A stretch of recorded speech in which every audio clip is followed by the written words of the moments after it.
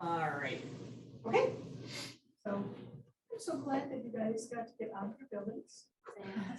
Time with us. We heard that the Ohio County COVID numbers is really, really good. So Dave this morning was like, masks are not gonna be even highly suggested. They're just gonna be suggested. And well, based on that Carl Perkins meeting we had last week, they were already just. I was like, oh, There was okay. nobody wearing a mask. Set my corner by myself. I started and then I'm like, yeah, no.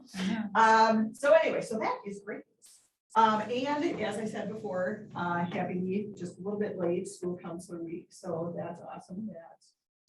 I hope your districts like recognized all the awesome work that you guys are doing. No. Well, that's why we are. So that's why Betty got a super special dessert for you guys today. And we have got, if you did not have anybody who was at the Carl Perkins meeting last week, we got a mini grant specific to non-traditional occupations.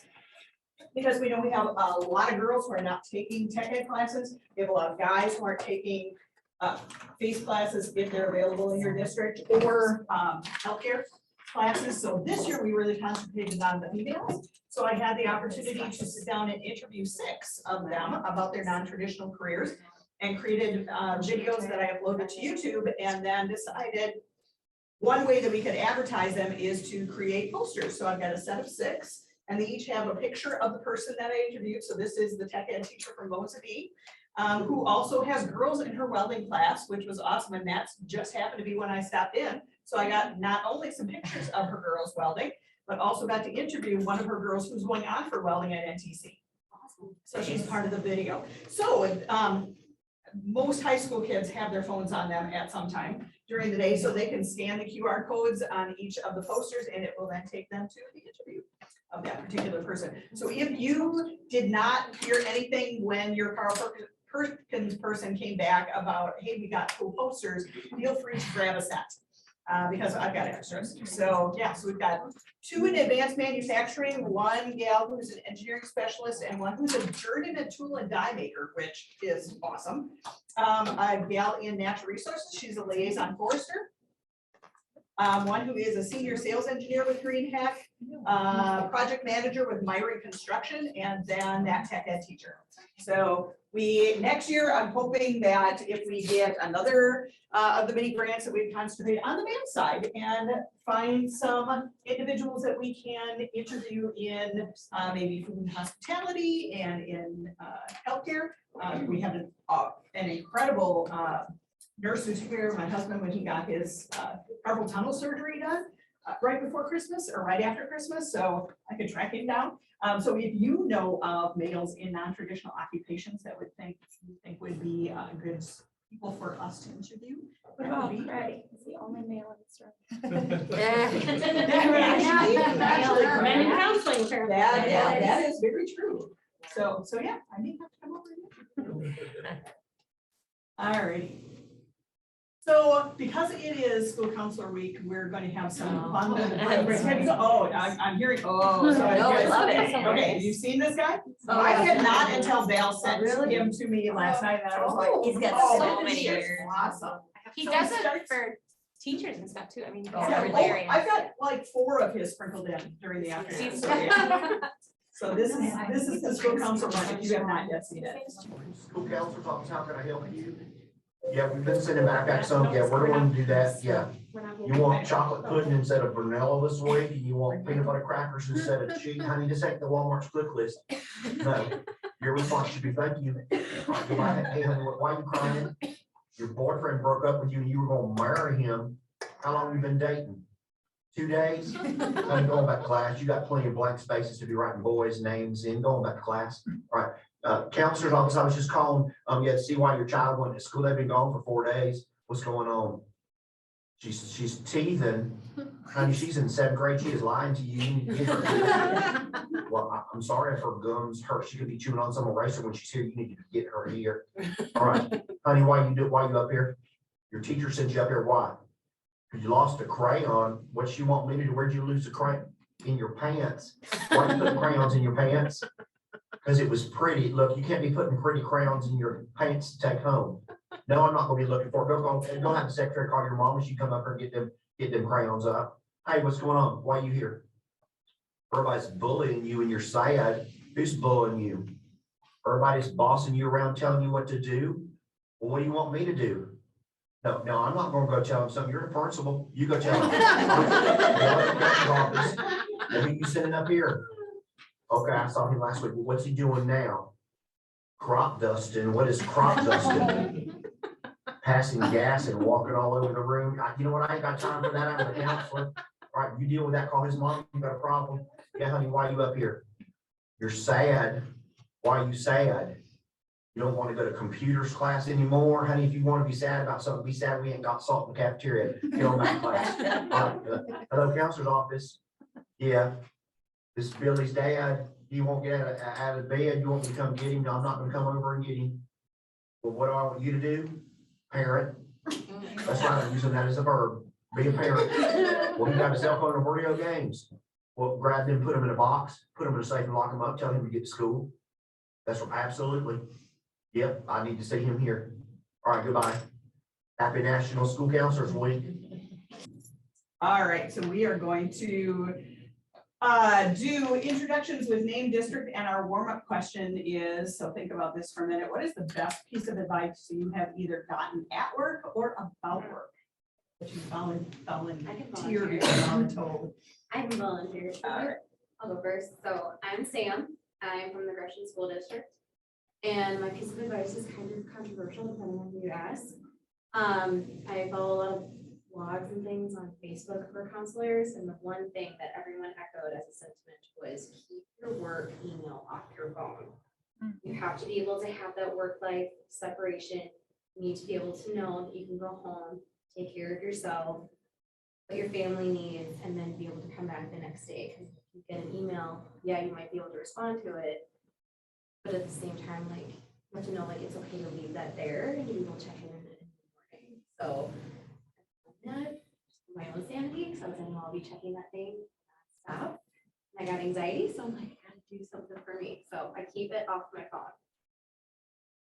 Good advice. Mine's very similar. My name is Jamie Parker. I'm 6 through 12 counselor at Gillette.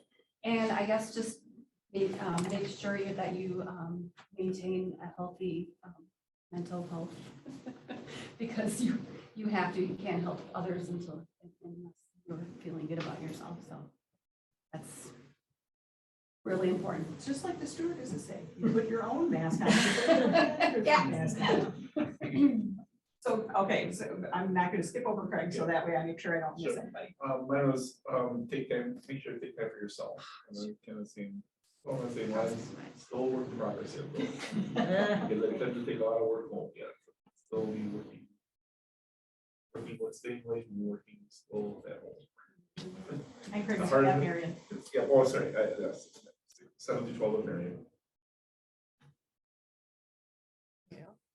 No, I'm not going. Where are we going this way, Holly? I don't have any. so Okay, I- no, that's okay, I still think. I'm Holly from Gillette and And you're still thinking. K-12 or K-12, K-5. They're all flustered now. Yeah, okay. Rhonda Allman, intermediate school at Brenner. And I think just a lot with our conscious discipline over the years, just don't take any behavior personally. It's a communication tool. And I think that helps with parents as well. And don't take anything home. Pretend not to take it. I had a really hard time. with It's that hard. in the classroom. Yeah, Yeah. teachers too. We have, and that's, we try to talk them off the ledge. They're not mad at you. Right. Yeah. We just had that conversation. We did. I'm Tony Spalding, as I'm the elementary counselor at Crivets. The first one I thought of was similar to what you were saying, is leave your work at home. Like when I go home, I try not to think about stuff at school. But honestly, the really good piece of advice that I've actually used quite often is I'm not always the most organized person in the world. And so a secretary had told me, she's like, you touch every piece of paper one time and you file it wherever it needs to go. So it's not sitting on your desk. So that's been the most practical piece really for me. I'm Alex Graves. I'm the counselor at the Kivitz High School, and I would say it's okay to ask for help, because sometimes I feel like I take it all in and want to do it myself, and sometimes it's okay to like push it out there. Being multiple roles in some of our smaller districts, you need to do that. So I think having the healthy work-life balance and then asking for help when needed. Abby Banky, the middle and high school counselor at Bowler. I have two. Got a new fresh piece of advice last night from a professor. My first one is from our athletic director. I've been helping doing middle school basketball games, clock, and I have anxiety about like everything. And so his go-to for me is, it's not the state finals. And I thought that really applies to so much. So now when he sees I'm getting overwhelmed by anything, he'll go, it's not the, and I go, state finals. Like he's just like, what's going on in there? I'm like, I don't really know, but it's just too much. And then last night a professor said to us, don't should on yourself. Don't think of all, I should be doing this. I should, because I know it sounds like the other thing. Don't do that either. Don't should all over yourself. And I thought that was kind of profound. I don't know. I think I'm gonna take Tori's advice though, because I need to do that. I'm Bev at Bondwell. We should only touch one piece of paper once. I think I'm just gonna use that advice. There, that's the best advice. If anybody's ever walked into my office, they know that I need that help. I don't know. Just say no sometimes, because you don't have to always fix everybody's stuff. I get a problem with that. Michelle Rocco, 6 to 12 counselor for Wabino, and it's not always true just because it's on Facebook.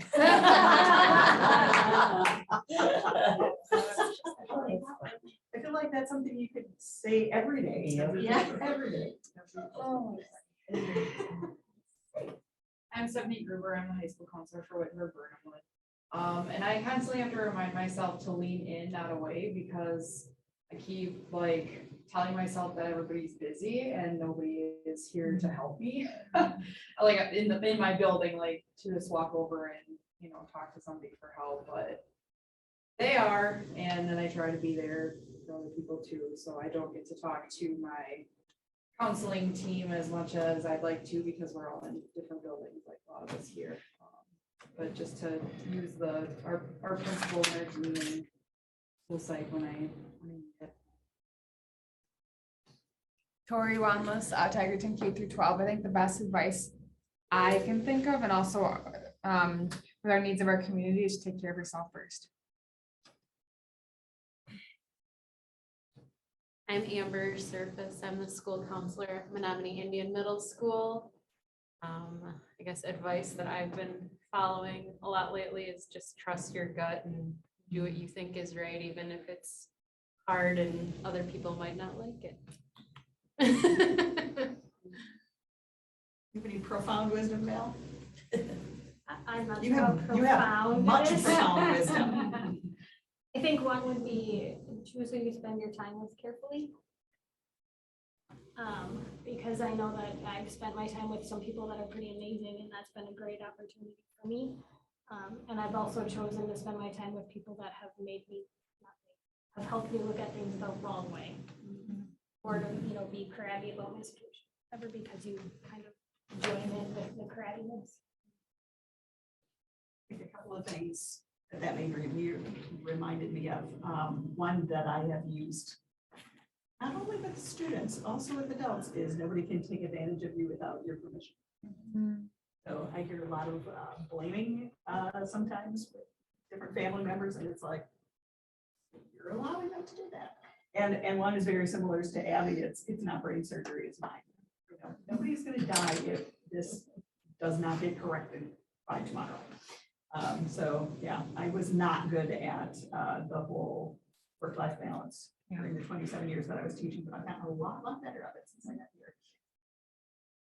All right, and then we have online, we have Jenny. Hi, am I sharing too?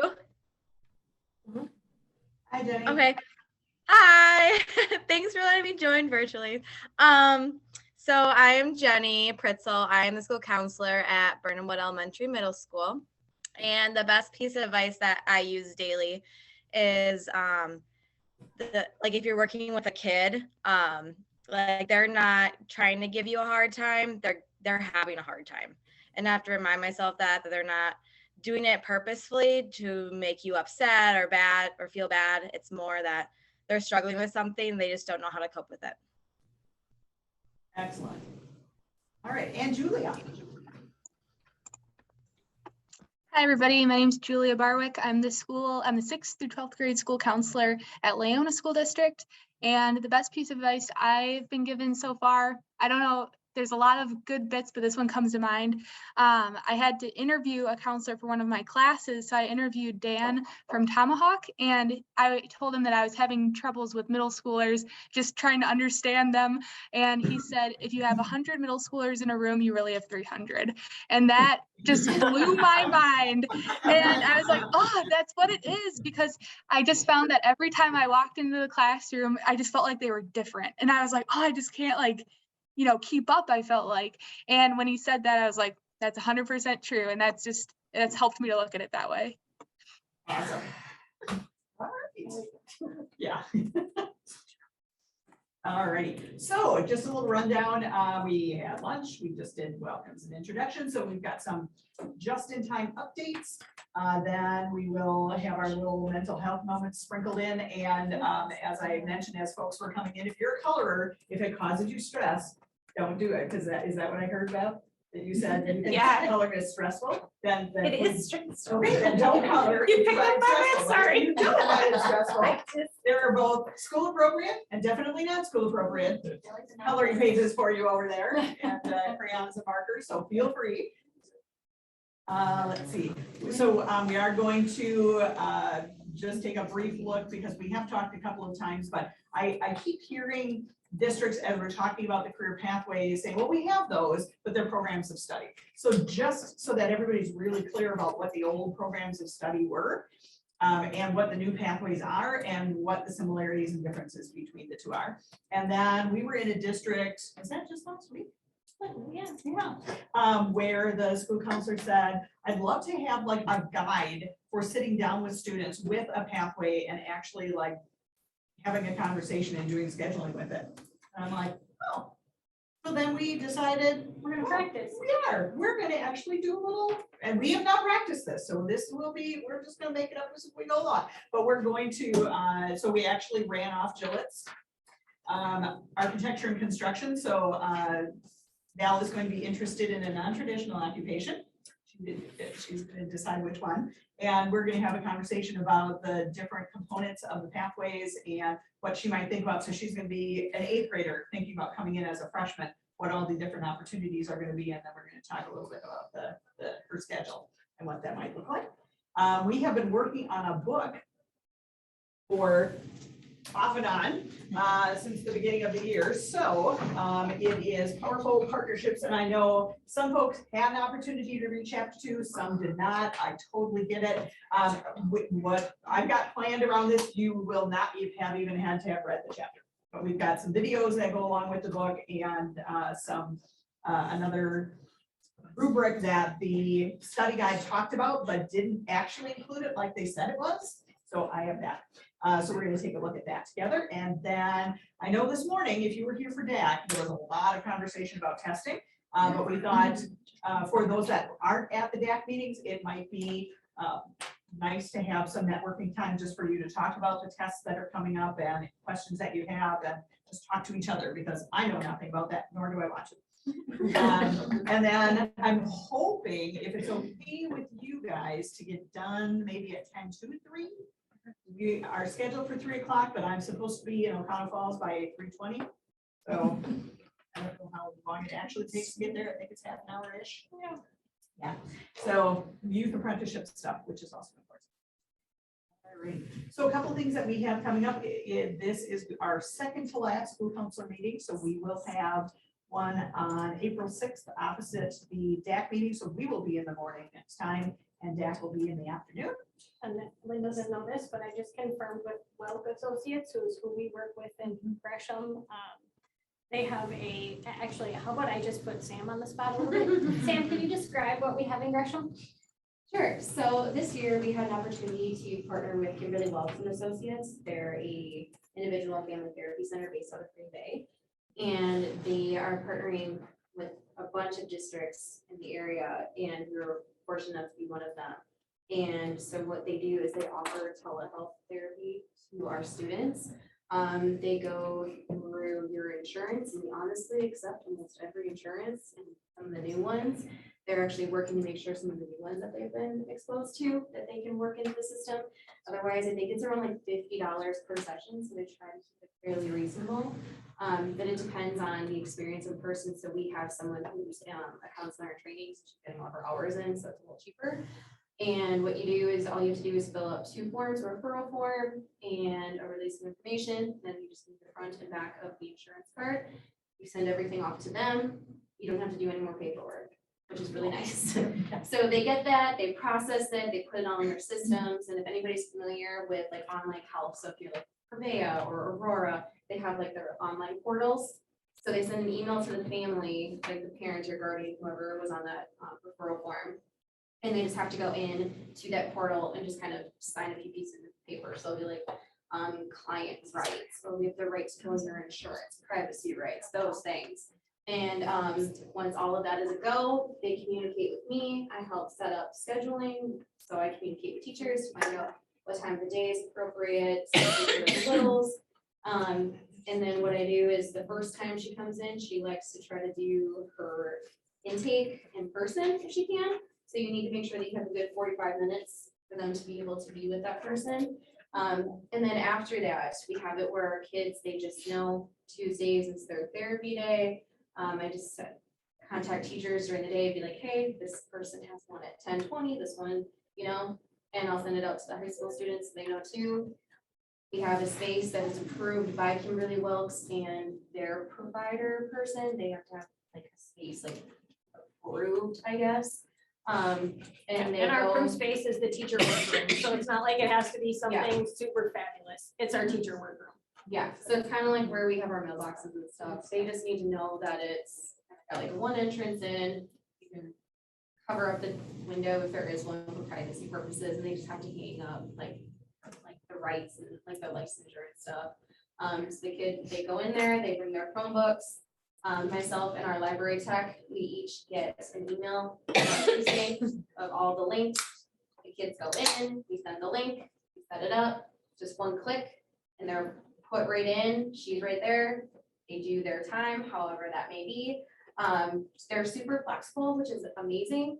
So we've got like littles, and we want to make sure that they get to do their lunch and recess, because we all know it's not good if they don't get that.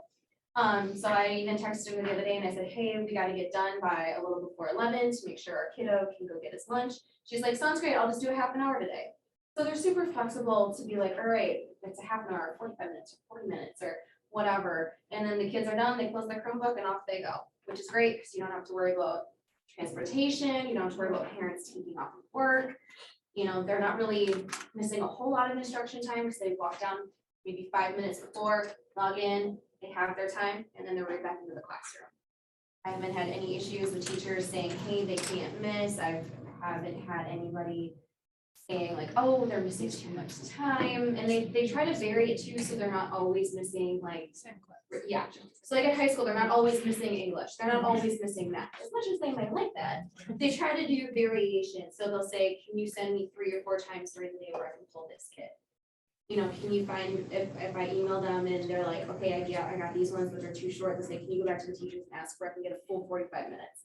So they'll kind of advocate for what they need, and they'll make sure that they check in. I just had one with Courtney and Jen, we sat, talked about other kids, talked about our new students that want to participate. I'm able to kind of front load her with information so she has some context about the students going in, so she can kind of be in a right frame of mind.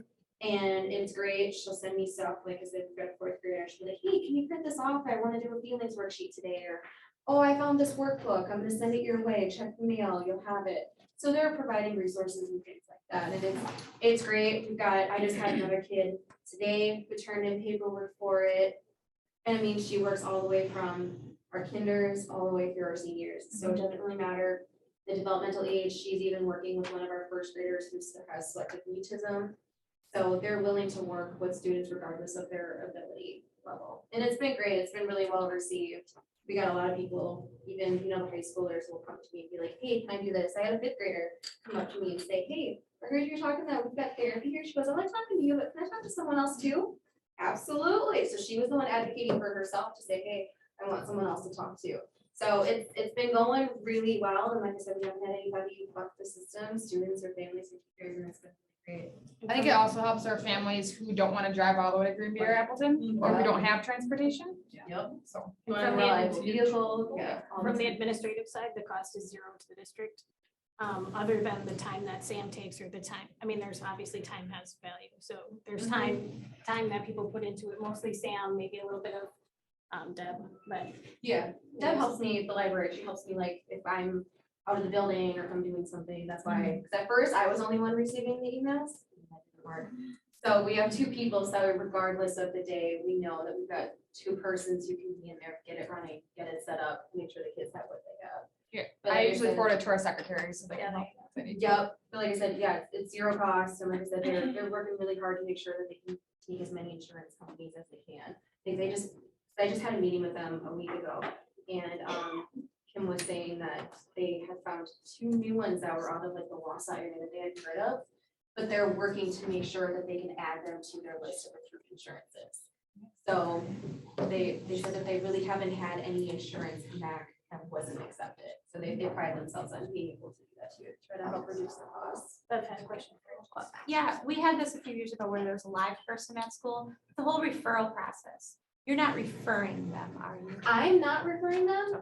If I'm talking to parents, they're like, hey, my kid's really struggling. You're I always suggesting just say, parents. let me tell you about a new opportunity that's Yeah. really cool to our school this year. I was just wondering about the whole. Yeah, no, I have not come outright and said, hey, your kid should do this because, Yeah. Then you're gonna pay for it. Yeah, I mean, even though it's technically, it should be approved. I always just say, hey, there's this really cool opportunity. Let me send you the paperwork. You can learn about it.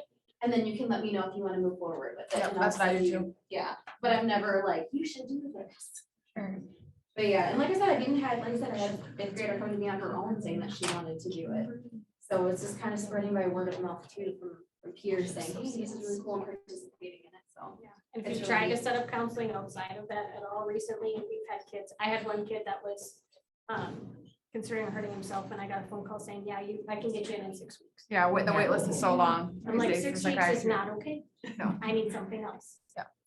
Yeah. But And that's the other thing too, like, because I only have one counselor who's working with us, like, I immediately, like, you get me that paperwork, you get me that stuff, I can get you in next week. Depending on how fast you are, I can get it, get the ball rolling even sooner. So it's really nice too for parents, especially if they're worried about the kids and want to get them started, especially when you're going 6 weeks to 6 months, depending on the community organization that you're going through. I always kind of throw that in there too. Be like, if you want to reach out and go through someone that you want, go for it. But just know I can get you in next week like that. And that's usually a good selling point where they're like, oh, I don't have to drive, you can get my kid in immediately. And then they jump on it, so. Can you share this information? April 6th, the person who's doing it will share with us. She's gonna be with us for, I think virtually, in the morning, so she'll share. And I don't mean to sell her company per se, but I do like the whole idea of kids having the access to mental health services while they're in school. I mean, there's obviously a whole lot of benefits to them not leaving because they're not missing as much instruction. And I would say that kids in Gresham are getting more services than they've gotten before because parents don't have to take time off work. They don't have to drive to Green Bay or Wausau. They don't have to do all those other pieces that are necessary to get counseling. Since we're skipping March, would you be able to send information about the company just for those that want to jump into it sooner? Yes, I'd like to look into it. I can look at Sam and ask Sam to send it to Jamie. Oh, okay. Hey, Sam, Yeah. I'm gonna email you and ask you to Yeah, send it to I'll Jamie. say, email me so I remember, and yeah, I can That's what I'm- pass along. So Courtney Coleman is. That's what I've been talking. Yeah, she's the one so Kimberly Welk's the one, it's her name, it's her company. And she kind of oversees everything, but Courtney Coleman is the one who specifically sees the in-school virtual therapy. So she will be the person that I'll send you to. I got her email and her phone number. To be honest, if you try calling, sometimes it doesn't always work. I've literally never been able to get in touch with her phone. So I would advise email. She's really good about getting back to you. She does it in a timely manner. She's great. So yeah, I can get you her information and she would be a good person to start. She sees like all of it. So Okay, awesome. yeah, That sounds great. yeah. Just remind me. And it has worked better than I expected. Yes. It just seems like such a win-win. Yeah. Yeah. Yep, it's been great. And that really nice, one thing I will tell you guys is on the release of information, it says like, who do you want, like Kimberly Wells to be able to talk to? I don't put my name, I put Gresham School District. Because that allows, like I said, I've got a 4th grade teacher who's seen a lot with this one kiddo who's being seen. And she'll be like, can I tell you stuff to tell her? And I said, how can I just ask her if I can give you her email? And she's like, that'd be great. Cause I'm like, yeah, I go in for lessons and yeah, I do one-on-ones, but you're with that kid all day, day in and day out. You see more, you observe more than me. So it's an opportunity for teachers to directly relate and say, hey, I've noticed this behavior change, or I've noticed an uptick in this kind of a discussion, or, you know, things that are concerning, or they'll be like, hey, you know, is there anything that you guys are working on that I can bring into the classroom? So it's nice. So I would suggest you put your school or your school name or your school district instead of just one person, because then that gives you more flexibility to be able to allow classroom teachers to communicate with the therapist, and it opens lines of communication. So that would just be one suggestion. You're welcome. Thanks, Sam. Yep. I know that at one time earlier in the year, there was some discussion about poverty simulation. Some real interest in that. So Lisa has moved forward with that, and she has set that up for Thursday, August 4th. It is a whole day event from 8 to 4. She initially said it would be here, but then found out that Brenda already has something planned here, so she may well be reaching out to a district in order to have it like in their gymnasium. But we would love for districts to bring their teachers to this. So as we get more information, and that registration link is up live on my Quick Reg, I will make sure that you have that. Oh, Yeah, that's how. I don't mind. Yes, yeah, I'm very excited about that. All right, we do have 2 community of practice webinars, actually technically 3, because the 3rd one is tomorrow. So tomorrow is engaging students in career readiness. This is through the DPI, through our ACP coordinators. Then on March 17th, we have engaging families in career readiness. And then we end the year with social emotional learning and employability skills on April 21st. So if you click on that document in the slide deck, it will live link you right to the different links for the registrations. And Val added this. I did, and shout out to Bondwell. Bondwell Tech Ed teachers been learning, and Travis Schindel reached out to me when I went to visit them one day, and they said, we used to have job-alike meetings where we could collaborate over curriculum and materials and methodology. And we're not really sure how to move forward with that, but we'd really like to do it again. And so Ben and Travis are opening up Bondwell High School's Tech Ed wing to give tours. We're gonna have some speakers. We're looking at someone to talk about special populations, as well as a local employer for Chenal County to talk about what they're looking for students coming out of our programs. And then Carl Perkins will be buying lunch. So it sounds like a good day. We're starting at 9, we're ending at 1:30. So people that are coming from far away have the opportunity to not spend their whole evening driving. And the link is at the bottom. We're live today. So share that with your district. The DPI is, along with the community of practice, they also have a couple of other PD opportunities each month. One is for new ACP and YA coordinators, and so they have those coming up on March 3rd and April 7th. And then the other is they've got they come up with special topics around ACP to do a showcase. So they had one yesterday that I listened to a lot in the car, but doing 2 other things besides. So I know that it was on showcasing some projects, some ACP projects, but I couldn't tell you everything that they talked about. I'll have to go back to the video. But on March 15th, they are going to be highlighting the state certified co-op programs, very, very similar to youth apprenticeship. But you don't have to go through the DWD first of all, and it's about the same number of hours, so there isn't really anything shorter that way. In fact, I think it's a little longer. Youth apprenticeship is 450 hours during the year, and I think the co-op programs are 490.